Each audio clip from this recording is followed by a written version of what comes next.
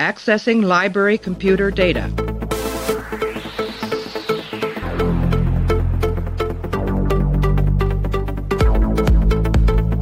Out there are no saints. Just people. Hey everybody, welcome back to the show. Continuing our run through Star Trek Deep Space Nine, making some real progress here. We're at the final episode, the season finale of the 5th season. It's called Call to Arms. Aired on June 16th, 1997. Written by Ira Stephen Bear and Robert Hewitt Wolfe in his final episode before he leaves the show. Directed by Alan Croker. In this episode, which again is the season finale, Sisko attempts to prevent more Dominion ships from entering the Alpha Quadrant by mining the wormhole. Gul Dukat responds by launching a massive assault fleet against the station. We're joined by Clay. Clay, how are you? I'm good. I'm glad that we finally got to see some real character development and that Jake has become a blogger and he takes it very seriously. DS9 is answering all your questions. You had asked about what the news was like in Starfleet. I don't know if you remembered that. We had our last episode where you wondered if there was a B story that flipped and something minor was happening in the front while there was a disaster unfolding. And in this one, we learned that there is a news organization. Apparently Starfleet has its own state-run propaganda arm that reports on all the news. And Jake Sisko is a welcome reporter into its rank and file. Mm-hmm. Yeah. And, he's willing to... I feel like he takes his writing a lot more seriously than anybody around him, including his employers do. He's given up on... Well, go ahead. He just seems like that kind of person who... It's like if your son gets really into YouTube videos and he's like, I'm sorry, I can't go to that funeral. I have to make sure I get my video out on time. It's like, but do you really though? Success is a narrow road. You have to stay on it. You can't deviate whatsoever, or else you'll end up in the brush on the side of the road, I think. Jake gave up on fiction writing though. He's now just going to go hard into journalism. So he's realized that the money where the money lays, and he's going to go follow it all the way down. So we're done with season 5. This is it. We are going to take a break. I'm going to play an audio clip. Me and Clay are going to come back. We're going to break down Call to Arms. When I first took command of this post, all I wanted was to be somewhere else.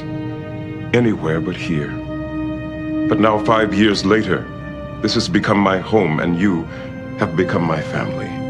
And leaving this station, leaving you, is one of the hardest things I've ever had to do. But this war isn't over yet. I want you to know that while we were keeping the Dominion occupied, a Starfleet Klingon task force crossed the border into Cardassia and destroyed the Dominion shipyards on Taurus 3. Your sacrifices, our sacrifices, made that victory possible. But no victory can make this moment any easier for me. And I promise I will not rest until I stand with you again. Here. In this place where I belong. All right, so Clay, this is the start of a 7-episode arc that is basically the show really jumping into a serialized story. All of the next 7 episodes are connected, starting with this one. They basically continue one long story for the most of it. What'd you think of the season finale? I thought it was great. This was what I was kind of hoping. I mean, not to this extent, obviously, but this is what I was hoping that the episode before it was going to be. A little bit more down and dirty, capital S, capital T, Star Trek, Yeah, with guns. Do you think that this one... Did this, because I was kind of curious about what you thought about In the Cards. Does this make In the Cards make a little bit more sense to you? No. It's not that I didn't find that the episode didn't make sense. I understand in terms it. Of, it just... Yeah, in terms of in terms of what they were, the slow build of it, I guess, is what I'm trying to get at. No, I got it. I just didn't care for it. Yeah, sure. This one's obviously a little bit more upfront about what it's doing. We start off with this sort of invasion. It has we sort of get a little bit of slice of life of everyone on the station. There's actually some kind of ramifications that come out of it and everything by the end of it. What I really like about it is it's a very in my opinion, like a modern storytelling thing where by the end of this, we're basically a dark mirror version of where the pilot for the show started off with, where in the pilot, Gul Dukat had been chased off and Liberator Benjamin Sisko had appeared on the station. In this one, Dukat the Conqueror has returned and taken the station, while Sisko is on the run from everything. And Dukat is bringing the full force of the Dominion with him, where Sisko brought the full force of the Federation in the pilot to Bajor. Bajor is kind of the constant between it, but I think it's a pretty modern twist that like really upends where the series is at this point. Like the things, it's probably the most unique Star Trek season ender that we've seen so far, because you really get a sense that the stakes have changed, and not just the stakes, but like the physical locality of everybody in the show. Like people are not on the station anymore. The only people who remain are Odo, Kira, and Quark, and everyone else who's Starfleet has to abandon and sort of meet up with the fleet that we meet at the very end. But what'd you think of the broad strokes of this one, or if you want to go off of the fact that it ended up where the pilot was, only backwards? Yeah, it kind of, I think they've, I mean, I don't know if this was by necessity, but they've kind of reached that point where they finally have to leave the bar from Cheers, you know? And I think this is the closest you can get to Deep Space Nine, like actually blowing up the ship and having it be a change that is not just something that reverts to the end of at the end of the episode. Right. No reset button, as Star Trek is willing, or as frequently pushes the reset button. Yeah. I really enjoyed it. I thought the character stuff was great. If this had been a modern show, I would have told you after the first 5 minutes that Rom was going to die. The way that they were leaning into that stuff, but I like that they were leaning into it just for the sake of leaning into it. That's actually my big problem with the episode, is that I think there's just too much Rom and Lita in this, and I don't know why they were chosen to be the focal points of the story, where, you know, their story is pretty similar to Worf and Dax, but I care more about Worf and Dax. So Worf and Dax get this like 20-second scene where they say goodbye after she accepts his marriage proposal, and I would have rather they were the focus of it, I think, because that sacrifice means something more than I feel like Rom and Lita's does, where Lita just goes off to Bajor and Rom's like, I'm going to stick around and protect everybody. I'm more connected with the tone of Worf and Dax, and it ties into what I was talking about with Call of Arms, where the Rom stuff in this feels too lighthearted for the tone of the show that's like everything else that's going on, where I didn't have that problem in Call to Arms, but the episode right after it, I do have that problem where Rom being, you know, they're about to be invaded and Rom is worrying about his wedding, like what's going to happen at the wedding and stuff. It's like, this is a little silly. I don't know why the focus on Rom and Lita as opposed to everybody else. And I think it was a mistake to make them the focal point, I think. I don't know if I agree with that, because I actually liked the Rom and Lita stuff. I felt that it was fairly in the style of the show to do it the way that they did it, and I actually thought the scene where they had to split up was right after the wedding was pretty good. And while I don't disagree that Worf and Dax are more of a relationship that you care about, to be fair, they've spent more time developing Rom and Lita and having them move forward in their relationship than they really have with Dax and Worf, because it's just that Dax and Worf has just always kind of been there.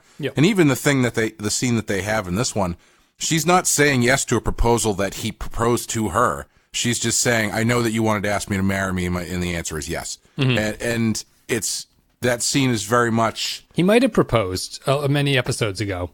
I don't think he did, because what she says is, the answer is yes, and he's like, what are you talking about? And she says, I will marry you, that thing that you've wanted to say forever, or something like that. Okay. I'm pretty sure he doesn't actually, he has not actually asked her. Okay. And they also used that as like a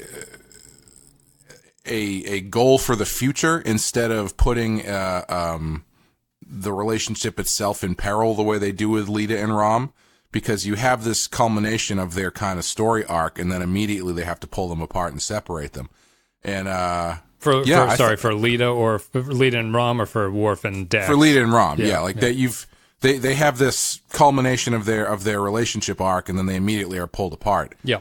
And I thought it was pretty good. I thought using them for that was a good shorthand for the non-Starfleet families on Deep Space Nine, and you know how this is going to emotionally affect them and stuff. I think it does a good job of. It's something we've always said that DS9 does really well. It shows you that not everyone is Starfleet in this show. Yeah. Like there's a distinct separation of where people go and who remains, and where, you know, the Starfleet have to abandon and go back to the starships that are there. The Bajorans get to go back to Bajor, and the Dominion honors the non-aggression pact with them. And then the people who are part of the Bajoran military militia, which would be like Odo and Kira, get to stay on the station to set things up. It's a really... I feel it's a modern storytelling device in the fact that it moves people into different positions very well. Like you end the season knowing that you're going to move into a new season, and a whole bunch of new options have opened up for you in terms of what kind of character stories you're going to tell, because people aren't just on the station anymore. And I think that that's important. And I think that the series, like, breaking those groups apart and showing you that not everybody is in Starfleet the way the TNG kind of feels like everyone is in Starfleet is a benefit to the show, and it's a benefit to this kind of story that they want to tell. Yeah, and I thought the way that they handled a lot of the character stuff was smart in a way that, not to get too far into this, but it was smart in a way that the way they've handled similar stuff in the last season of Game of Thrones has not been as smart. The big comparative there, I would say, well, it's not a 1-to-1 because obviously it's different information, but Jon Snow telling Daenerys the truth about his lineage the night before the biggest battle of their lives just seems like the dumbest, most contrived thing I can possibly think of, because strategically that makes absolutely zero sense. And it's just, if anything, just it's timing. It's bad timing, and it's very selfish on his part to put that into her head the night before they have to defeat, you know, the literal embodiment of death. And I think that's why I appreciated basically all of the relationship stuff. There was none of that, like, oh, just before this shit goes underway, here's a really huge emotional bomb that I'm going to drop on you, that we're going to have to come back to later. Like the Odo and Kira scene, I loved that scene. I thought it was great. Where he was like, just so you know, I'd like to ask you out, but I'm not going to do it now. And let's just table all of this stuff for now, because we have bigger shit to deal with. Yeah. And I loved her reaction too. I love that both of them are much more comfortable in dealing with impending doom and war than they are dealing with personal feelings. Right. And the same with the Dax and Worf thing, where it's like, you know, they'd be like, this is where we stand. Just want to let you know, this is how it's going. All right, we can come back to this later. You know, they focused on the important stuff without sacrificing the character work. Yeah. However, I will say, I really thought Dax's acting in this episode was not good. Okay. I guess we can tie into that scene. I think that scene is weird, and I don't think it does her any favors. The one where she and Worf say goodbye because they're splitting up onto different ships, because that is a very Star Trek-y approach to a relationship, where the Rom and Lita thing kind of makes sense because they're sort of goofy. Like the comedy works in that you don't really buy into them as a couple in a way that you're supposed to. Like, you understand their relationship between each other, and you understand that they're getting married and then they're going to have to separate. Worf and Dax, to me, feel like they should be more of a normal relationship, and their goodbye is the weakest goodbye to people who may not see each other in the future. You know what I mean? It's like it's basically the Star Trek handshake, because they don't want to get too down and dirty into like the romantic aspect of it. So they basically say like, well, I'll get married. All right, see you later. And she doesn't even look back over her shoulder when she walks away from him. You know what I mean? There's no, and I don't know if that's a problem, but it's a weird Star Trek-y thing that only happens in 90s Star Trek. I think if, you know, on the other end of the spectrum, if Discovery were to do this, it would be a 5-minute swelling violin scene. You know what terrible. I mean? Yeah, and I actually think I prefer it. They are professionals. Yeah, they've got other stuff on their mind. You know, they've got jobs to do, and they're not sacrificing their characters or their emotional, you know, connection to each other. for the sake of their job, and they're also not sacrificing their mindset towards their job in favor of their emotional thing to each other. I didn't think that Dax's acting was very good overall. I don't know if that's a problem with the actress or if it was the character or what, but she was just really. Is there another scene besides that one that you're thinking of? I can only think of her in that scene. That one, and I didn't like anytime all of the stuff with her in the Defiant. Playing the mind. Yeah, or even when they were getting, shot at towards the end. I don't know if she was trying to play it as just calm and cool in the face of danger or something, but it was just really weird, especially in like the Defiant scenes where everyone around her is blowing up and she's sending these messages back to Sisko, and she's just like, we're going to do the best that we can in order to finish this mission. Everyone's dying around me. Oh, no. Yeah. And then she gets off that, they have that scene with Worf, and Dorn is swinging for the fence. Like, he's, really kind of got his energy up, and his emotion is kind of all, he's clearly frazzled and, trying to take stock of everything. And then she's just like, hey, oh, by the way, I will marry you, so try not to die. See you later. Yeah. And I don't know if that's, the intention was to seem more calm, but I think sometimes you have to kind of get that energy up for that stuff to really land, Yeah, it's tough because she has a line in that scene where she's like, I've lived through war before, referencing the prior Dax hosts, obviously. Some of them were probably killed in war and stuff like that, but I think that undercuts that scene a little bit. If you have this like super wise, not all knowing, but like very experienced creature that's saying goodbye, it does kind of undercut the drama there of the relationship or the romantic aspect a little bit. And I don't know if it's intentional, because now that you've reminded me, I think her scenes while commanding the Defiant are very bad. Probably worse than that scene. And I always wondered if it was just because when they shoot those scenes, it's just like her sitting in the chair and the camera right in her face. Like, you're not acting against anyone. You're just kind of like talking as if you're talking to somebody, but no one is there while you're filming it in real life. And maybe she just doesn't handle that kind of stuff very well, but who knows? Yeah, I don't know. I mean, maybe I'm being unfair, because if I remember, O'Brien's scenes were also kind of similar, where it's like, O'Brien, we have to get this done. And he's like, yeah, I know. Give me a minute. And he's just like casually walking around. It looks like he's looking at his phone. He's obviously not, but it's like it looks like O'Brien's just wandering around the cargo hold looking at his phone, and he's like, I don't know, I'm going to need like 2 more hours, guys. Kind Crush has got me. Candy Crush has got me. Yeah, I think that's fair. I still kind of, outside of Dax's acting, I think they did a pretty good job of getting like all the characters in line here, so that everyone kind of has something to go on. That everyone is leaving in different ways, shapes, and forms. I really love Sisko's goodbye speech to everybody before he beams off. I thought we could. I think that's probably a good place to talk about, because that is what I was talking about. Where what happens here is basically a dark version of the pilot, and DS9 is different from TNG in that you do get the sense that they've actually lived here for a long time. And even if they haven't really nailed the emissary role for Sisko, they use it a little bit here, just in that he wants Bajor to stay. He wants Bajor to sign the non-aggression pact with the Dominion, and he pushes his role as the emissary to make that happen.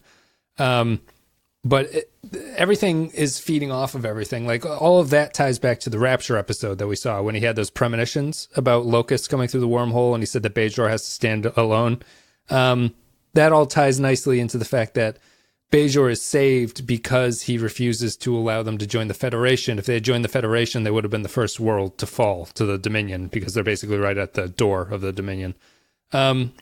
And I think that long-term storytelling works, and it works well in his speech, which is surprisingly emotional. You do get the sense that he belongs there, and you do get the sense that, I at least got the sense that it's one of the few times where, even if it's subtextual, you get the idea that his emissary role matters just as much as his Starfleet role does. And the show has never really gotten that right. It never really paid too much attention to the emissary stuff, but I think it's fairly effective here as the background information.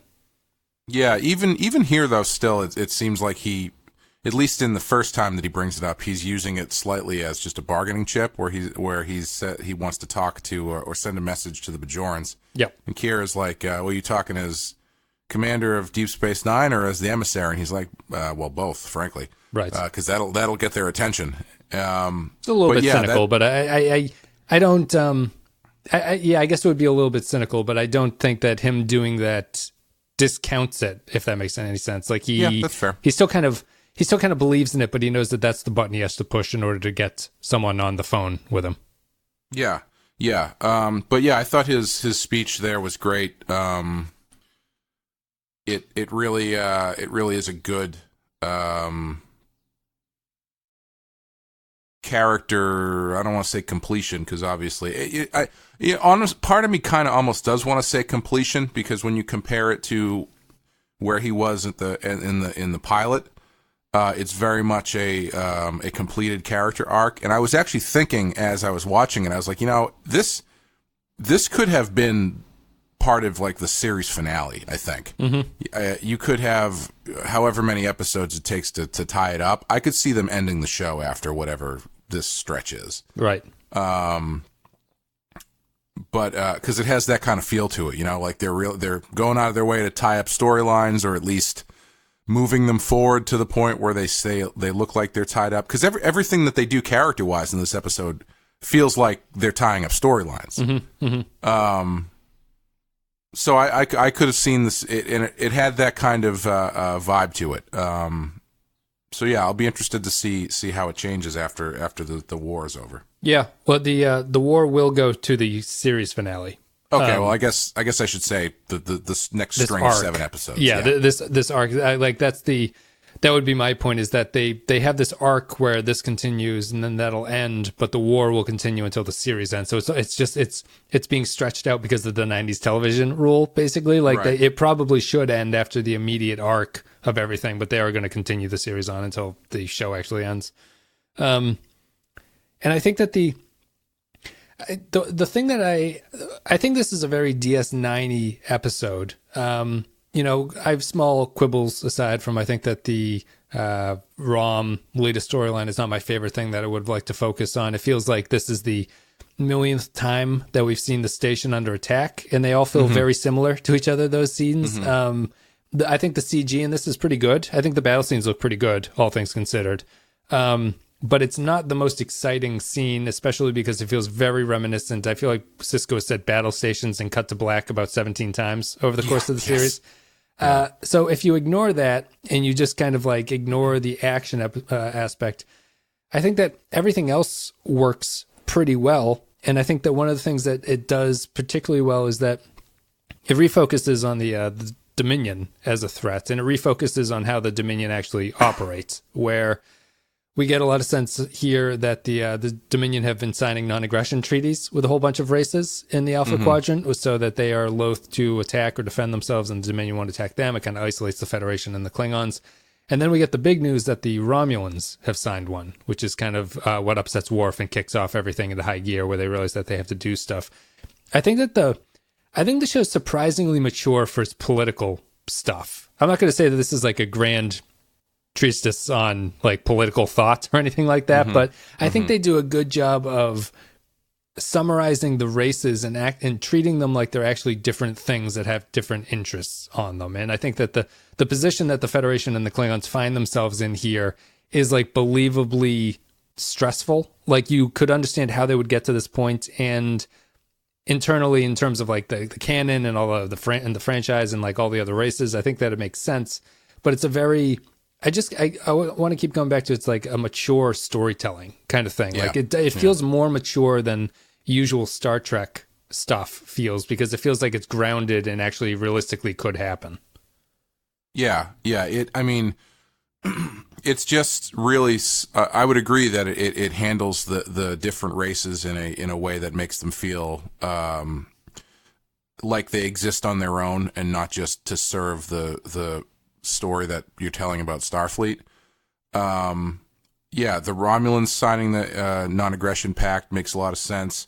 I thought the stuff with Bajor was great, where Sisko was telling them to also sign the non-aggression pact and all that kind of, and then him declaring, or I should say, explaining how his job was to protect Bajor, and by putting them in harm's way, he can't do that. I thought that stuff was great. That was just really smart way to handle the politics, as well as keeping it consistent with character. Yeah, adds his emissary, because his emissary and Starfleet role are both bound by protecting Bajor. Like that's right. Both jobs operating principles. So his characterization kind of blends together at that point, because he's no longer either or Starfleet or the emissary. He gets to play both of them at the same time. Yeah, and I think a more modern show, or one that didn't consider its elements as maturely, Star Trek Discovery, I'm looking at you, you would have maybe this will still happen, I don't know, but you would have Bajor, or the other, but you'd have Bajor being like, no, we're going to stand by you in your time of need, or blah, blah, blah.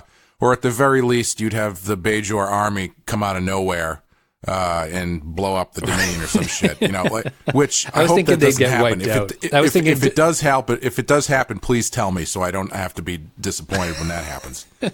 But it's like, it's like the difference between what they're doing here and what they did in Discovery, where they're treating these things fairly realistically, but in Discovery, it's like, well, let's have this pre-warp civilization that just learned how to drive cars or whatever all of a sudden know how to fight intergalactic space battles just because we need to tie things up. Yeah. It's you don't have to do that every time.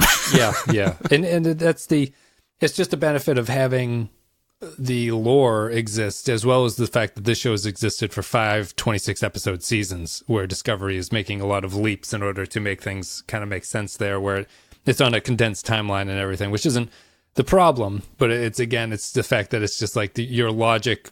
If you have this stuff to build off of, your end result can make more sense than the way that Discovery tends to like to make its plots resolve itself.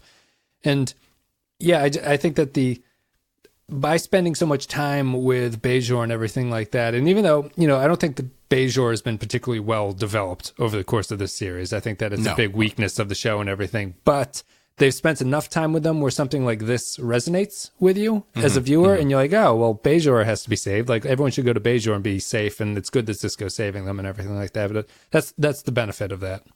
Yeah, and I also loved what they were doing with the Cardassians as well, because I loved the way Weyoun and Dukat were playing off of each other in that Dukat is still very much only concerned with the glory of the Cardassian Empire and how that affects him and his position. He doesn't seem to appreciate the Dominion, I guess, would be like, not appreciating that they've helped him, but he doesn't seem to appreciate the problems the Dominion could give him. Like he sees himself as equal with the Dominion as opposed to a subset of the Dominion. Yeah, I would also argue that he just sees the Dominion as a tool. Sure. Even maybe equal, but equal in name only. I think he probably, in his mind, he's probably thinking as soon as it makes sense to dump the Dominion, that's what they should do. Yeah. I don't know. He's going to have to ask Weyoun for that sweet shoulder thing back. I don't know what the hell that was for, but the little visor thing that they're wearing. Yeah, were they playing like Sega Genesis or something on that? I don't know what the point of that is. At least if you're going to give like a little prop like that, at least have like that kind of vision, like the RoboCop vision or something, so I can see what he's using. Well, I thought it was going to play into some like secret weapon or something. Oh, gotcha. I thought that was going to be some sort of control mechanism for like this massive cannon or some shit. I don't know. Speaking of massive cannons and weapons, it guides the bomb that gets thrown down the well of Bajor and it blows up the planet. I have unless I missed something, I have a bit of a issue with the logic behind the minefield. Sure.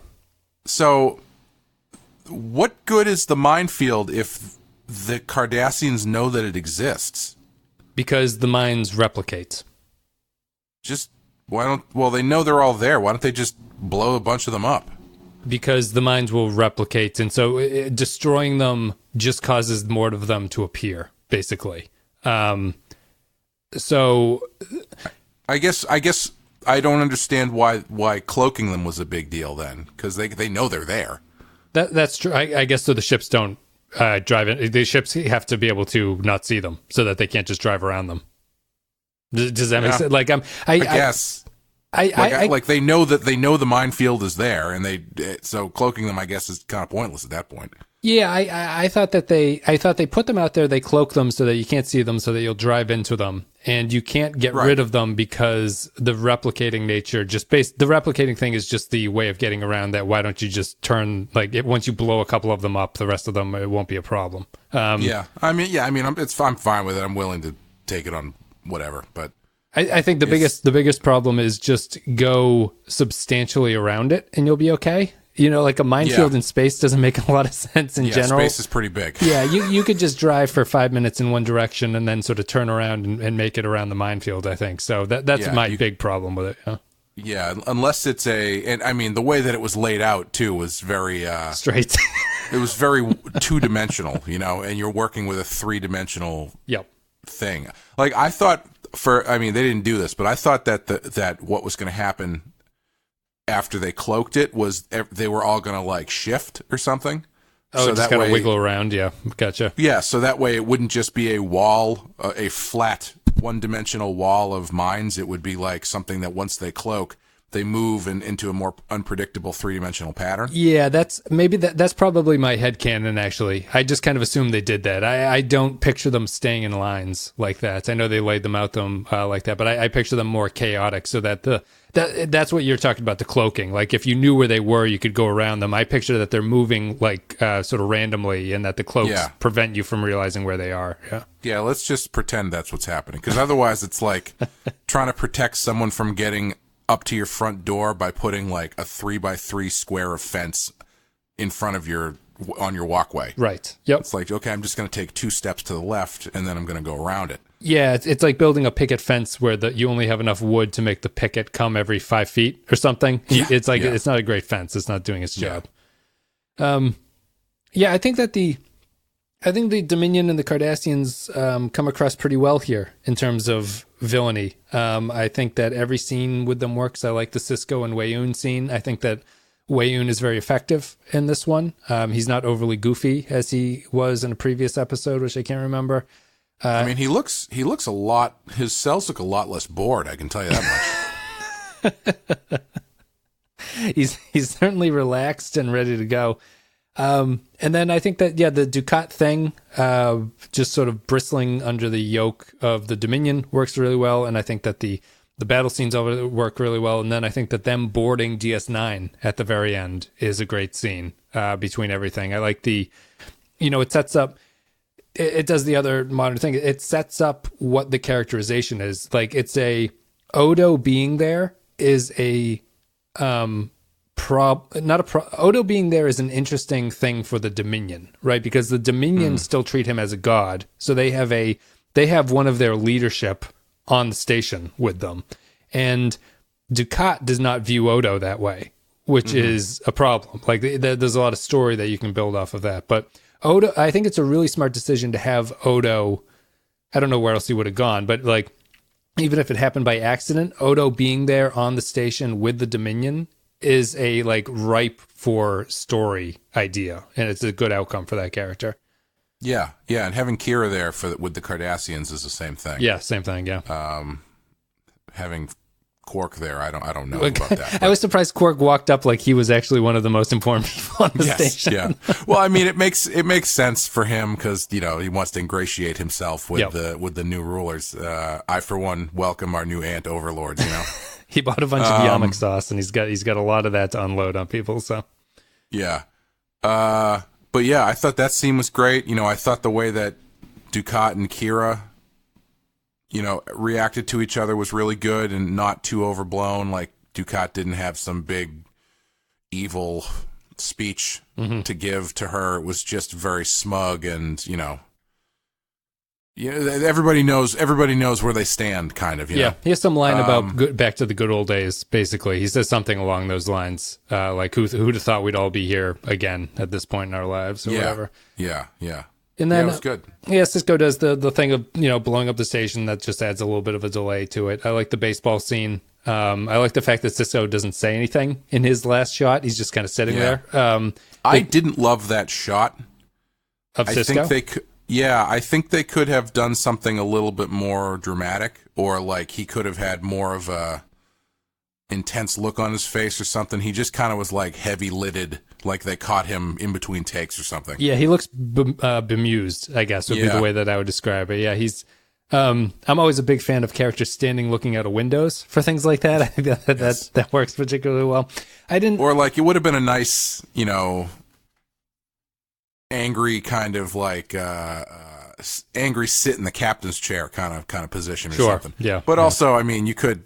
It does also more fit his character to sit in that more kind of reserved sort of way, Yeah, sort of fingers together in front of his nose, that kind of look. And then the final shot is somewhat iconic of the Klingon bird of prey and the Defiant joining the fleet that's coming in.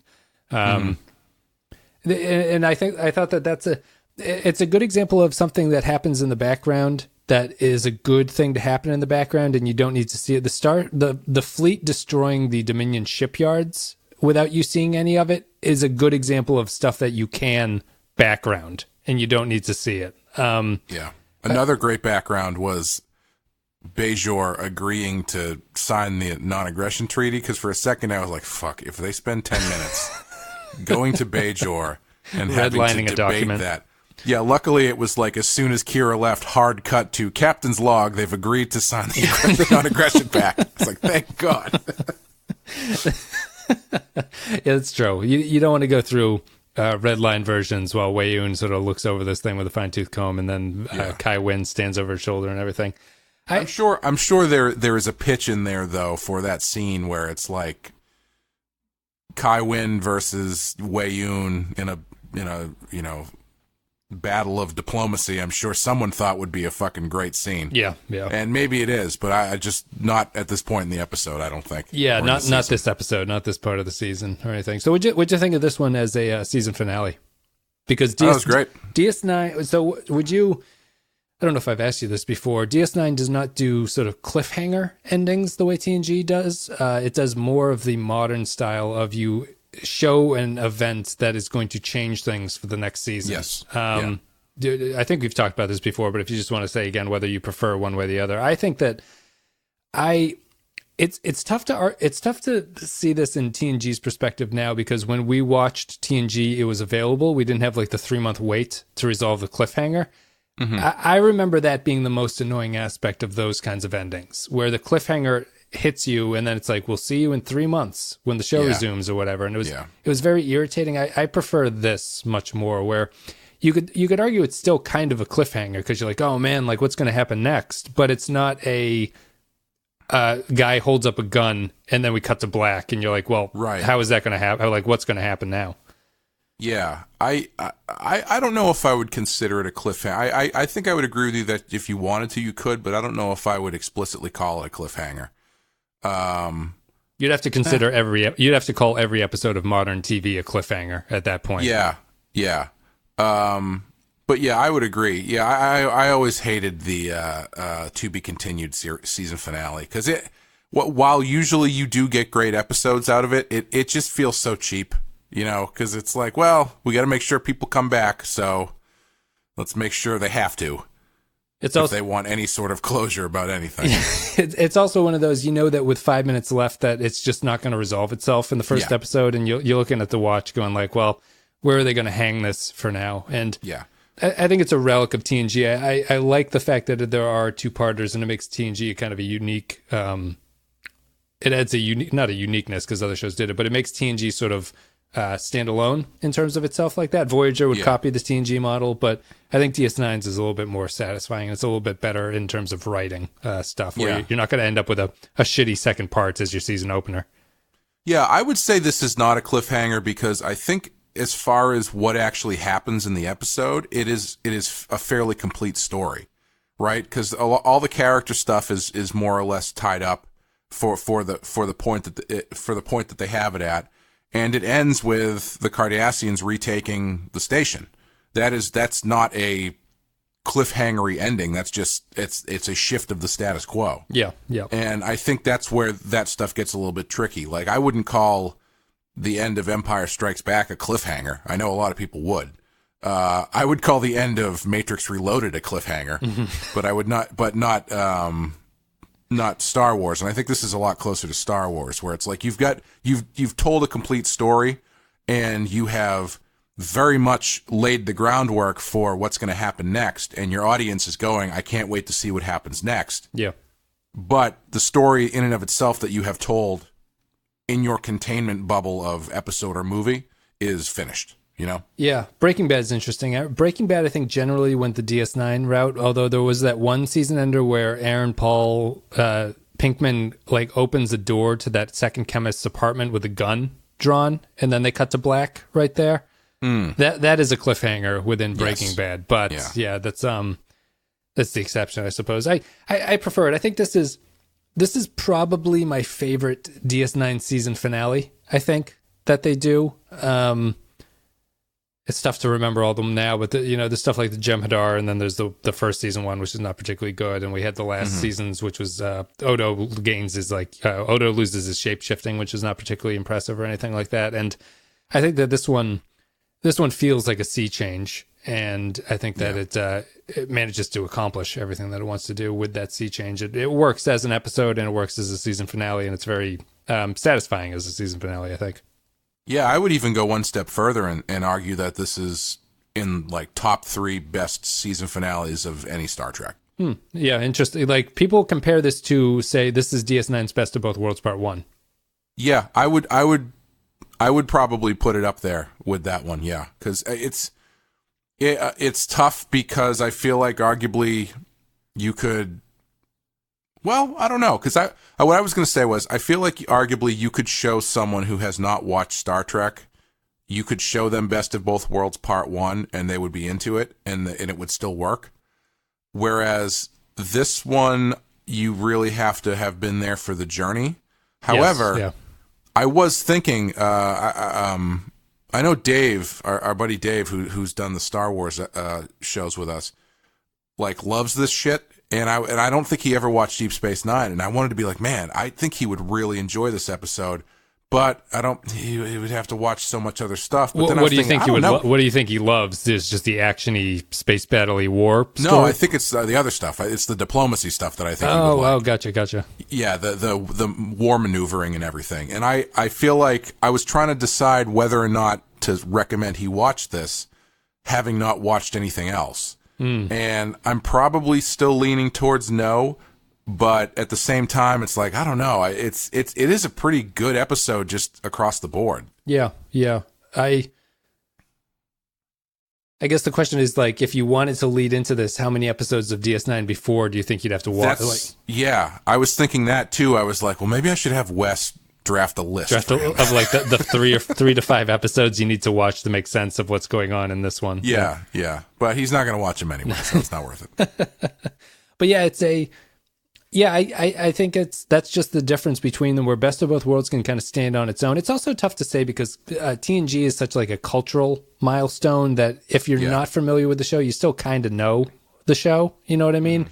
DS9 is not really that way, and DS9 is also more layered, where if you're unfamiliar with DS9, you're not going to understand that Sisko has this emissary role, and Bajor is particularly important to him and everything like that, and that Worf and Dax have been dating for a little while and stuff. That would feel a little bit arbitrary, but I think that the broad strokes of it is very appealing to watch as an episode, where the character beats that make up the broad strokes are very much the DS9 minutia that you wouldn't understand as a new viewer. Yeah, I would agree with that. And also, I guess the Dominion stuff would all make sense and everything like that in terms of... It's interesting to me, too, how this series lands in general, because I've talked to Murphy about it a few times, and he's watched everything I think from like season 3. I think he started watching when Worf shows up. Yep, season 4. Season 4, yeah. And even still, he doesn't really. It's never really clicked with him. Mm-hmm. I think a lot of it is actually Avery Brooks because he has mentioned that he just can't deal with Avery Brooks. Which, you know, to each their own, I suppose. And I don't entirely. I understand where he's coming from. Let's put it that way. Yeah, I can. Well, I guess we can. Finish your thought if you have something after that. Maybe we don't need to talk about Brooks at this point. But I was just thinking because, like, I mean, he's watched. You know, was a season 5, so he's watched. He had watched an entire 2 seasons worth before getting to this point, and you know, even that wasn't enough for him, I guess, to really make this really stand out. But I also think, I don't know, I think this is a different kind of Star Trek than he likes anyway. I don't want to put words in his mouth, but if I were to guess, it's probably not, because I know he's a huge TNG fan, and I know he really likes Voyager, and this is very much not either of those shows. Yeah. I guess that's a fairly big dividing line. It's just the amount of time you have to put into DS9 is probably its biggest downside to it. Yeah. Where you could probably come up with a curated list, but I think even watching a curated list of the show, you lose a lot. Like, there's going to be beats that happen in otherwise unnecessary to watch episodes that you probably would gain something by watching even through it. And the problem is it's just way too many episodes to want to watch that. Like, unless you're doing this podcast, it's just too many episodes of the show to watch to get through it in any kind of efficiency. So right. you're kind of stuck at that point. It's tough to have a serialized story that is also incredibly long at the same time. Yeah. 3 seasons of this is equal to what Game of Thrones did. You know what I mean? Yeah, definitely. It's really making serialized television. I should say you're really seeing it go through like the growing pains watching this series. I think. Yeah. In ways that are different than the other shows. You know, we've talked before about the way the X-Files did it, or the way Buffy did it, or the way Twin Peaks did it. They managed to set their formula pretty consistently from the start, so it doesn't feel as awkward as it does sometimes with DS9, because DS9 is very much going off of the TNG formula and then realizing, shit, we have to figure out our own way of doing stuff. So yeah, it's been interesting. I think so far I've enjoyed it when they do the more serialized stuff. So yeah, seeing 7 in a row like this that are all going to be just straight up like one big story is going to be interesting. Yeah, it's a big turning point. But the fans frequently like this section. They like I think season 6 is considered to be one of the top 2, along with season 4, which we really like. Season 6 is a very good season of this show. How was 5 generally received?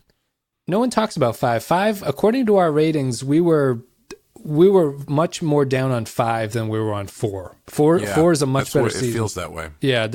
This one also, Discovery got in the way of season 5, so it's like it made season 5 feel like it was much, much longer than season 4, I think. But yeah, I feel like season 4 was really, really great, and this one was a little bit of a down step, mostly because I think the second half of season 5 is pretty weak. We had a couple 4s, I think, but there wasn't anything that, like, it was a long stretch of 2s and 3s for a while. But yeah, that's it. Let's take a break. We're going to play an audio clip, then we're going to come back. We'll read some patron thoughts and give our final thoughts about this season finale, Call to Arms. I assume Captain Sisko removed or destroyed everything of value? Not everything.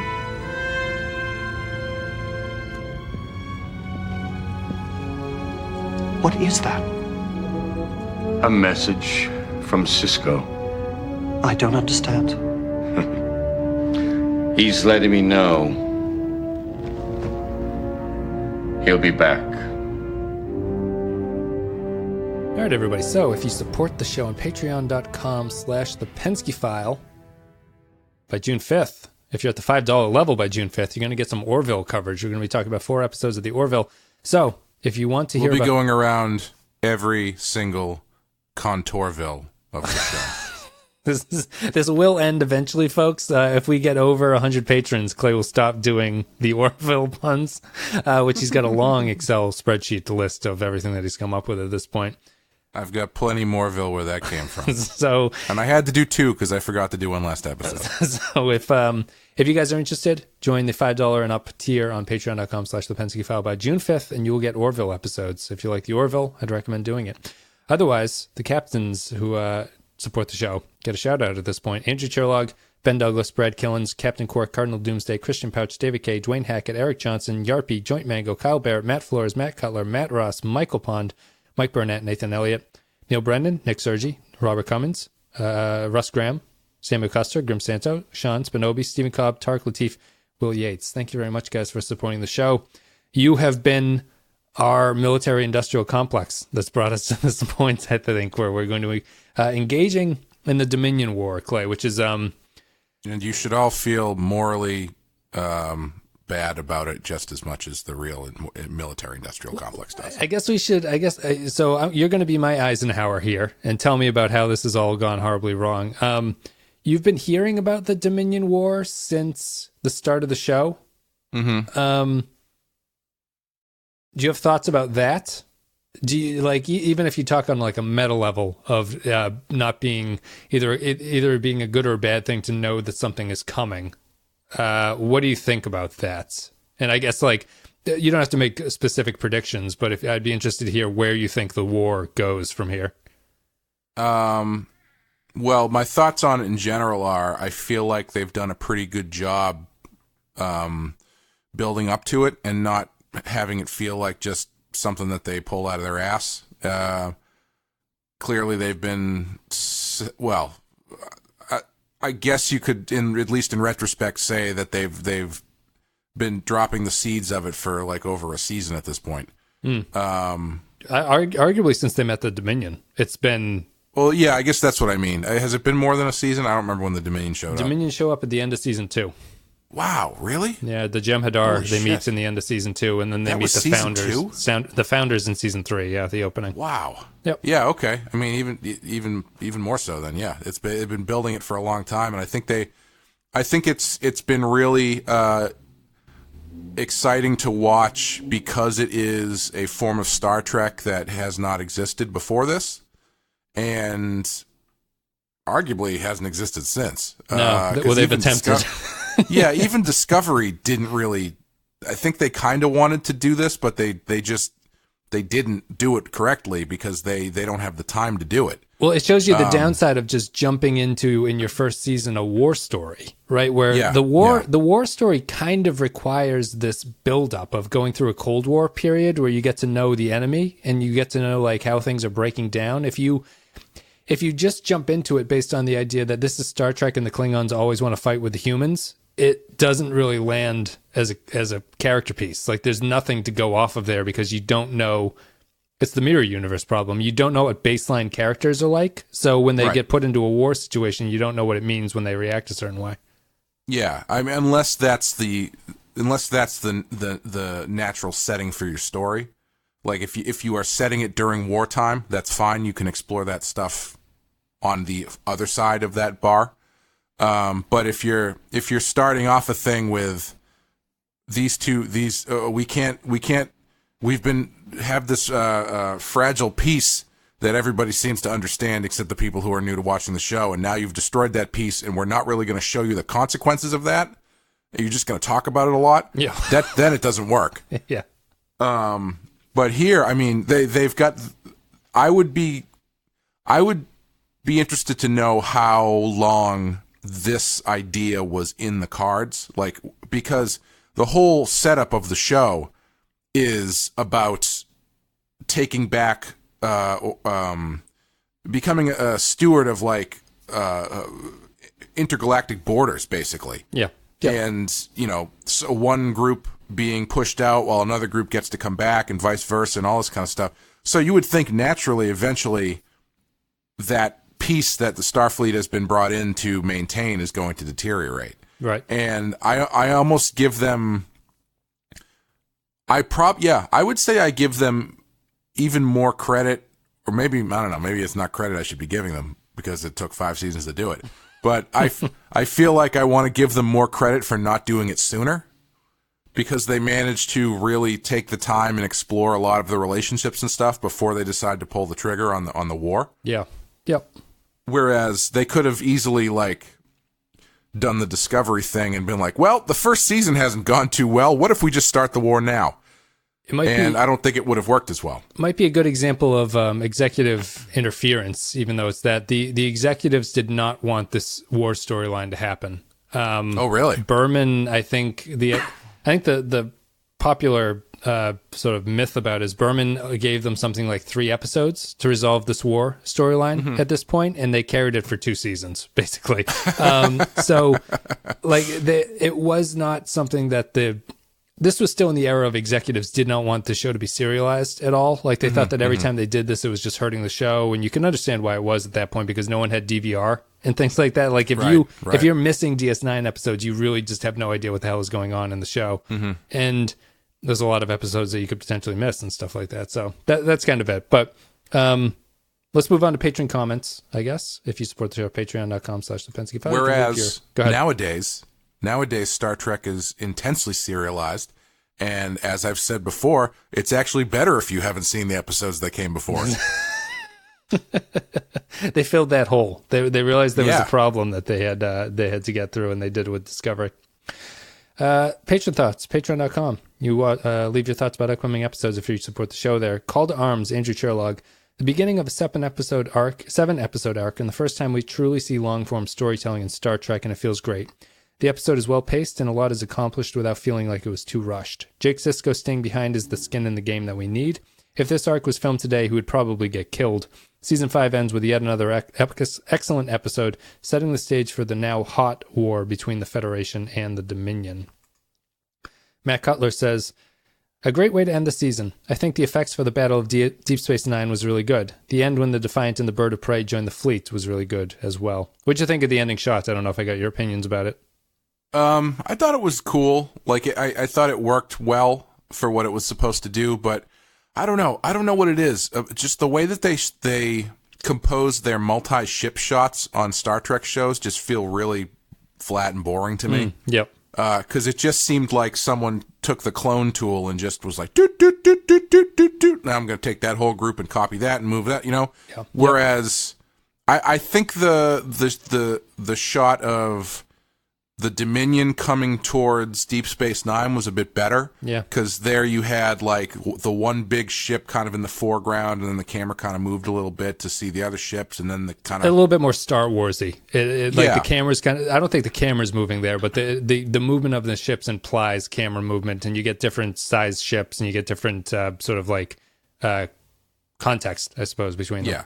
Yeah, I mean, I guess you could call it Star Warsy. I just think it's a matter of composition. Sure, yeah. Of the image, because I think they did a nice job there of putting the Dominion ships in the foreground and then kind of revealing Deep Space Nine kind of smaller as the thing they were going towards, but much more foreboding, impending force. You know what stationary shot I like that they've done a couple times at this point? It's the one where the J'em Hadar ship docks underneath the station.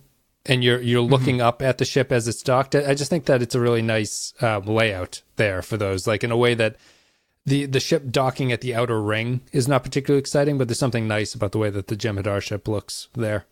Yeah. But as far as the fight, the ship fights and stuff, I thought it was fine. I think they're always going to be a little bit clunky in the show, just because of the amount of money they have to work with and the amount of time they have to work with. It's not going to be right. It's not going to be cinematic quality. It's also always a 50% mix of stock footage that they've used before, and you just kind of repeat the whole thing, which doesn't really help add to the sense of when Sisko says battle stations for the millionth time, it's the exact same sequence of firing missiles at people. Hon McLaughlin says, "Call to Arms, fantastic finish to start to finish. Excuse me. The sense of horror at the Dominion authorities taking over DS9, the place that the characters in the audience have all come to call home, is palpable. Jake's decision to stay is maddening and perfectly in character for a cocky 18-year-old. Benjamin's dilemma and the pain over it are real and visceral. Best season finale so far." Can I also say, if this was a modern show, to jump back for a second to the first point, if this was a modern show, I don't think they would kill Jake, but what I think they would do is I think Sisko would turn around and go after him. You think so? Because, what's that? You think so? I do. Oh, because I think his decision to not go back is the better decision, but it's played in a very Star Trek-y way here. Like a lot of the DS9 scenes that I have in my head is like DS9 more than TNG. I can see myself redirecting it in a more modern way. Sort of like I can see where the improvement would come from in a more modern context. And like, I really like the Sisko realizing that Jake has been left behind, but they do a Star Trek-y thing of they over-explain to the audience what's going on there. Instead of just showing the reaction of Sisko realizing that Jake has been left behind and you let the actor carry all the weight, the script hammers it home. They're like, Bashir walks up, he's like, what did you just read? And Sisko's like, Jake is still on the station. I'm mad that he's still on the station, but I got to leave him there. He's a grown man. I'll see you later. Like there's it sort of treats the audience like you're an idiot and that you can't understand what the dilemma of Sisko is in that moment. Yeah, I see what you're saying. I think you have to have him make the statement that they're not going to go back for him, though, because I mean that's a pretty hard line decision he has to make. Yeah, that I don't know would really track if. But I don't need another character explain. Yeah, that's fair. I can just have him say like continue on course without explaining to everyone else why he's saying that. You know what I mean? Yeah. Well, you got to make sure the people folding their laundry know what's happening. Right. You appreciated it, I'm sure. But yeah, I think in a more modern show, I think Sisko goes back for him. Okay. Because that just feels like the more hokey way to do it these days. Like not to call back to Game of Thrones. There was a point where I really started to see that the writing was becoming a lot more Hollywood. I think it was a couple seasons ago where Jamie and Bronn go to the Snake People's place to rescue his daughter, and it was just like, oh, this is just so hacky Hollywood, and it was like the worst storyline of that season. Yeah, and I feel like it would be like that, where it's like this is not a decision that's being made in the context of the show. It's just it's a writer putting their finger on the scale kind of decision. Sure. Yeah. And I think in that case, if this was a modern show, I think Sisko turns around and goes back. Yeah. Eric Johnson says, my favorite season. Because then you got to figure out how to get the Defiant. How's the Defiant going to get close enough to the ship? Well, they have a cloaking device. Well, if they can sneak everybody onto the Deep Space Nine, they have to get Jake out of there before the rest of the Starfleet shows up to, that kind of shit. Sure. Yeah, that's significantly less epic of a story, I guess, there, the way that this leaves off. But you'll see where it goes, I suppose, in another episode. Eric Johnson says, my favorite season finale in all of Trek. Yes, more than Best of Both Worlds. We know these characters better, the threat has been established for longer, and the status quo game changer has more consequences. Taking Rom from the comic figure into an integral role in the start of the Dominion War is wonderful. Every character gets their little moment in a way modern-day finales do reflexively, but not for DS9 finales up to this point. In the final shot is breathtaking. I even really like that one scene with Rom and Quark, where Quark kisses him on the back of the head. That's my favorite. That's my favorite scene between those two. Especially just they did a good job of Quark is led into that by not believing in the wedding and stuff like that. And it's totally once he realizes that Rom is helping him, it's a very selfish Quark reaction that actually also is kind of heartwarming at the same time. So it's a nice mix of those two things. I was actually expecting the opposite of way for that scene to play out, which was Quark being, saying the same stuff that he said, but then Rom just turning around and just really laying into him finally. Being like, you don't respect me, that's my job, but that kind of thing, like really standing up to him. But because that also would feel more modern if they did that. But I like the way that they handled it here, where nope, Rom's just going to keep doing his job, and Quark's going to continue to be a dick, but there is an understanding about and the love between them is there. I thought it was really nice. Yeah, this is much more true to their characterization than the mixing it up for plot mechanics, where you want these two to be at odds for the next season or something. Yeah. Kyle Bear says, call to arms. Fuck yeah, in all caps. And I think that's it. Oh, no. Zam Nuclear Wessel says, call to arms. I like seeing Jake in the infirmary during the final prep. felt like a nice continuation of him and Bashir's previous experience together. I thought that as well. Did you pull that, Clay? Yeah, when the war episode where Jake falls down the hole with a soldier who's dying. And then the moment I also really like that scene too. Because they didn't really talk much about, like, they didn't really wax poetic about what was going on. It was just sort of like, this is what's happening in the sick bay, and they got across the anticipation aspect where it's like, yeah, now we just hang out and we just wait. And then I really liked when Bashir was like, "Don't forget Bashir, spelled with an I." I liked that a lot. I thought that was good. Because he expects his name to show up. He does. Yeah, he's going to be the hero. And then the moment when Rom finds him later always takes me by surprise in a good way. Thank you very much, patrons, for leaving your thoughts. It's Call to Arms. Clay, it's our season finale. What are you going to give this one on a scale of 1 to 5? 5. Okay. I have to give it a 5 as well, I think. It's probably the best season finale that the show has done. It's a vitally important episode that I think manages to get its modern storytelling on track in a way that some of the other ones felt a little bit more cliffhangery, even if they weren't cliffhangers.